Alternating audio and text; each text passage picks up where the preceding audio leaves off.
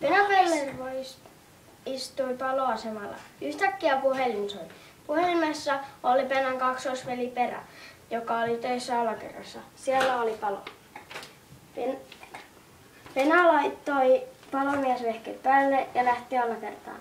Siellä oli palomiehiä.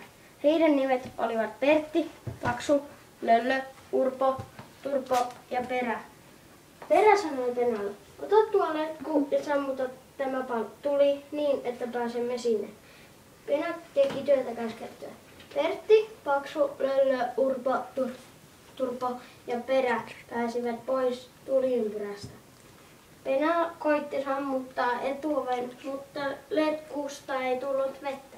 Pena kysyi, mitä nyt tehdään. Pena keksi, mennään katolle ja hypätään sieltä benssihyppy. Mutta mistä saamme köyden? Urpo kysyi. Tuo letku voisi toimia, sanoi Pertti.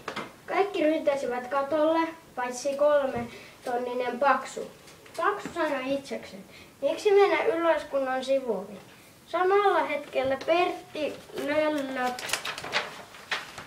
Urpo, Turpo, Perä ja Pena kaikki pääsivät alas. Pena kysyi, mistä tämä palo alkoi? Paksu sanoi, minulla paloivat pullot pohjaan. Sammutetaan tuo palo, niin juhlitaan. Loppu.